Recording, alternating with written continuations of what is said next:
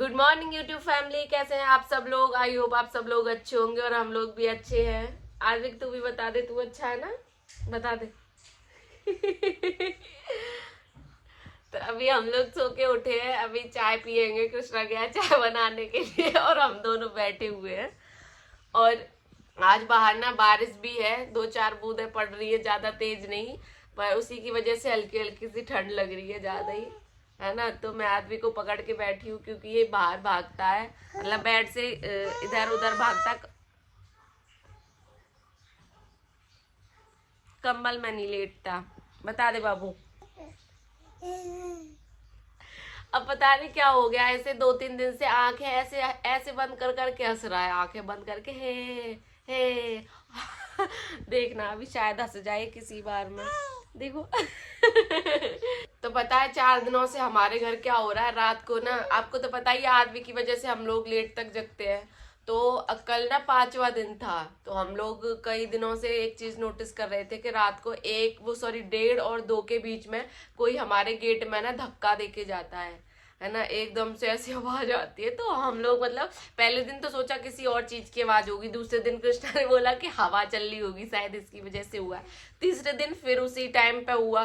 फिर चौथे दिन हमने देखा कि अगर आज होता है तो मैं कल हनुमान जी बाबा की वो लगा दूंगी तस्वीर।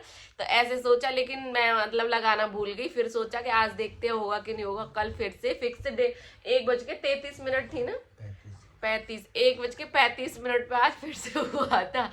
एकदम इतने बुरे तरीके से डर गई थी मैं, तो पैर भी सीधे करके नहीं सोई। अब पता नहीं, एक तो डर भी लग रहा है और हंसी भी आ रही है, क्या था क्या नहीं है। और एकदम से एक ही बार गेट में कोई ऐसे लगता है जैसे लात मारी हो या फिर धक्का दिया हो, एक ही बार होता है बस। और 1:30 और 2 के बीच में। आज 5वां दिन था ना, आज 5वां दिन था। 5 दिन से लगातार हम इस चीज को नोटिस कर रहे हैं और बहुत डर लग रहा था मुझे। तो मैं तो रात इससे ये भी कह रही थी चेंज कर ले फ्लैट, मुझे तो डर लग रहा है बहुत ज्यादा।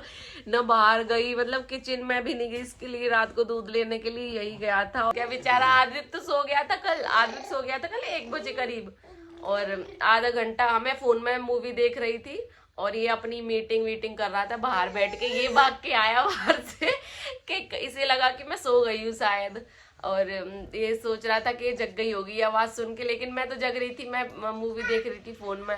तो आके बोला कि आवाज सुनी, मैंने की हाँ मैंने आवाज सुनी। कह रहा मैंने की तुझे क्या डर लग गया था जो बाहर से भाग के आया है। तो कह रहा नहीं डर नहीं लगा था, तुझे बताने आया था कि फिर से किसी ने धक्का दिया है गेट में। पर इसने गेट खोल के नहीं देखा, एक बार गेट खोल के देखना चाहिए था। है? तो उठा ले जाए बाहर से, भारी मजा तो कमरे पे लेके जा रहा तो मुझे तो डर लग रहा है। बताओ ऐसे कोई मतलब टाइम के साथ में कुछ हो सकता है बिल्कुल। चलो ठीक है, कभी भी बच जाए एक आध बार गेट तो कोई दिक्कत नहीं है, मुझे भी इतना वो नहीं था। लेकिन बस एक चीज पर डाउट हो रहा है हल्का सा, कि टाइम बिल्कुल फिक्स है, 1:30 बजे से 2 के बीच में बिल्कुल फिक्स है। और एक ही बार ऐसा होता है बस, ऐसे नहीं कि एक बार हो गया आवाज आई फिर दोबारा से आवाज आ गई, ऐसा क्यों नहीं हो रहा। फिर एक ही बार हो रहा है और टाइम भी बिल्कुल फिक्स है। तो बस ये वाली दिमाग में बात बैठ रही है, बाकी ठीक है इग्नोर करते हैं, देखते हैं 1-2 दिन और। आज मैं तस्वीर लगा के देखूंगी, अगर आज तस्वीर लगाने के बाद आवाज आई तो वो किसी और चीज की आवाज है, और नहीं आई तो फिर समझ लेंगे कुछ तो गड़बड़ है दया। है ना। इसे देखो तुम,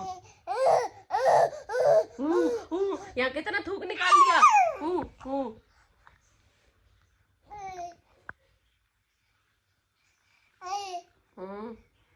बोल दे, बोल न भाई मेरी माँ मुझे रोटी नहीं देती, मना छुड़ा ले जाओ। मेरी माँ ने किडनैप कर लिया, मुझे छुड़ा ले जाओ।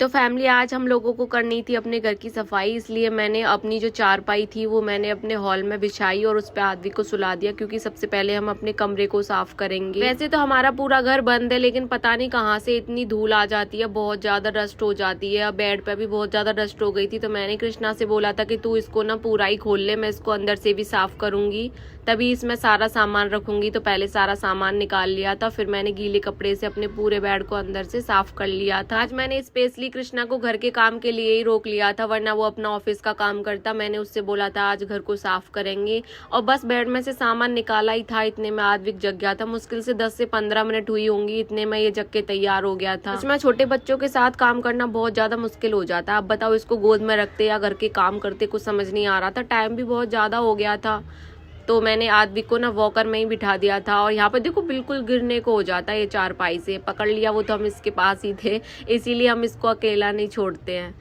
और मेरी हालत देखो कैसी हो रही है, ये बाल ना कितनी भी टाइट चोटी कर लूं, पर ये सारी चोटी मेरी बाल पकड़ के खींच के सब खोल देता है ना बबुआ।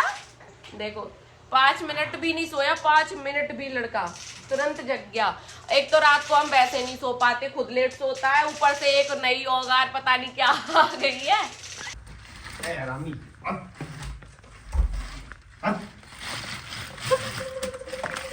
बाबू अंदर चलो, अंदर चलो, अंदर काम करेंगे। चलो, मैं जो मांगूंगा मुझे वो देना लाके, ठीक है?